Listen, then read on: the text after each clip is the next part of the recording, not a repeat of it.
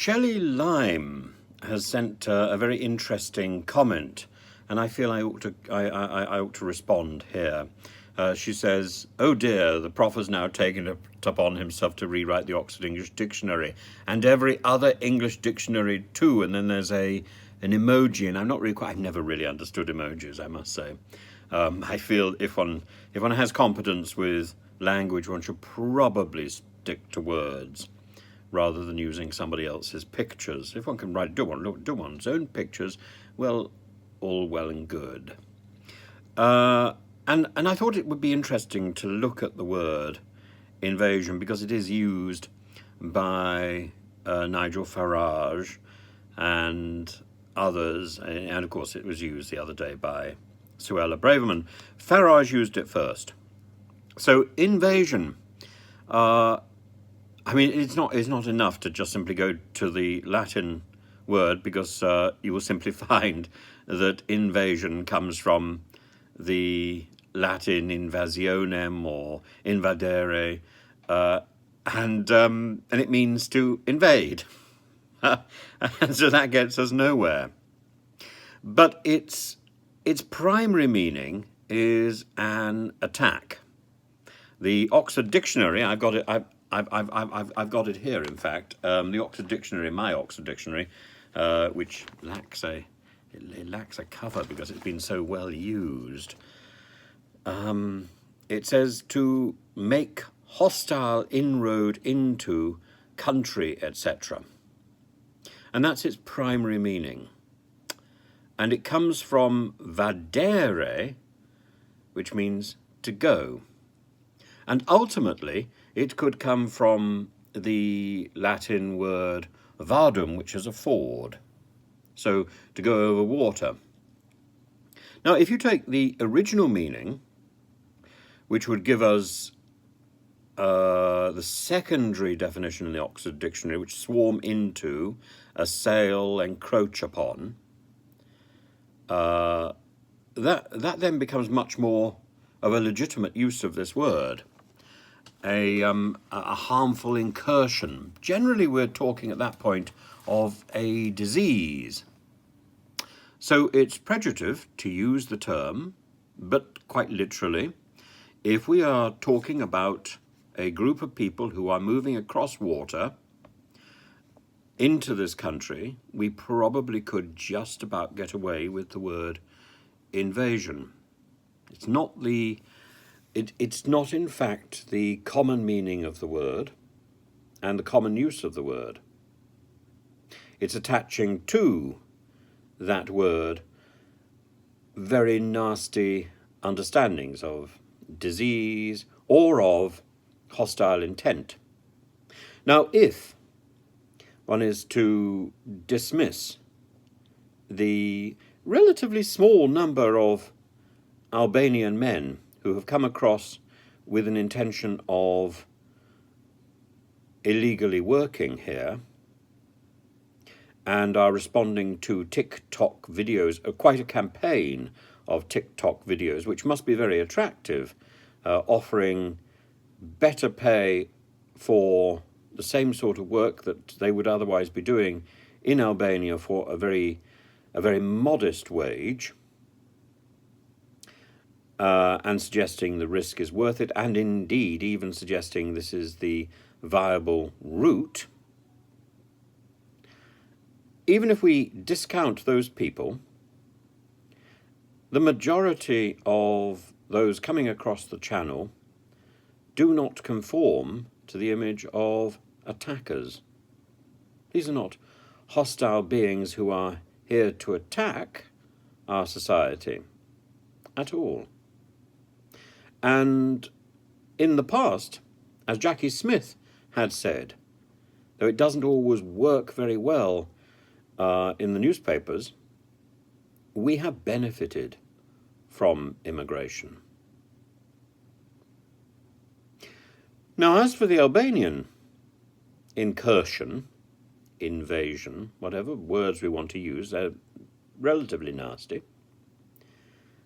This issue has already been addressed, and Prime Minister Edi Rama initiated the campaign to put Albanian agents in place at our borders to help identify criminals and gang members and to discourage them from coming to our country.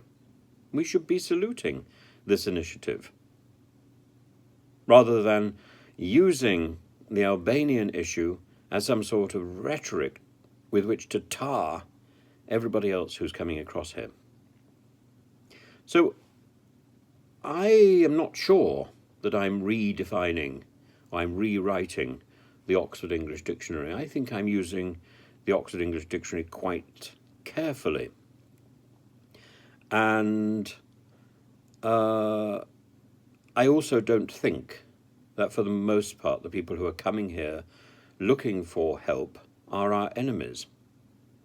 However, I think if we treat people with the contempt that Suella Braverman is treating people, and if she continues to play to the gallery with this contempt, it wouldn't be so difficult to turn people who are potentially our friends into our enemies.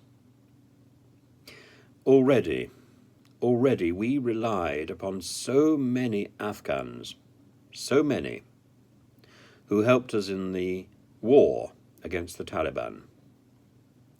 And we have left so many of them to die in Afghanistan. And those who have come here have been subject to this sort of tyrannous bureaucracy, tyrannous and tardy bureaucracy. I think it takes such a strength of character to see the good in this.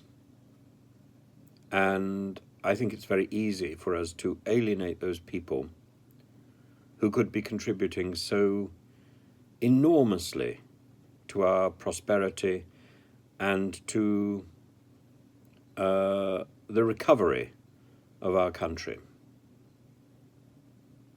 Having a huge population of undocumented and half-processed migrants dotted around 500-odd hotels in our country is not a positive. People who are left in limbo are not happy people. And why should these people be grateful to us for the contempt in which we're holding them? These people can read the news. These people can watch TV. These people can appreciate the rhetoric which is used against them. And so many of these people cannot go elsewhere. They are stuck. We may well give them asylum eventually. How much are they going to work with us after that? We are building up for ourselves our own fifth column. And we're doing it incrementally, day by day, under the direction of our own government. I think this is stupidity. I know there'll be people who disagree with me. I'm not some sort of liberal who wants to open the gates to everybody. But I think when people have a reason to come here and appeal to our goodwill, we should be looking upon that favourably.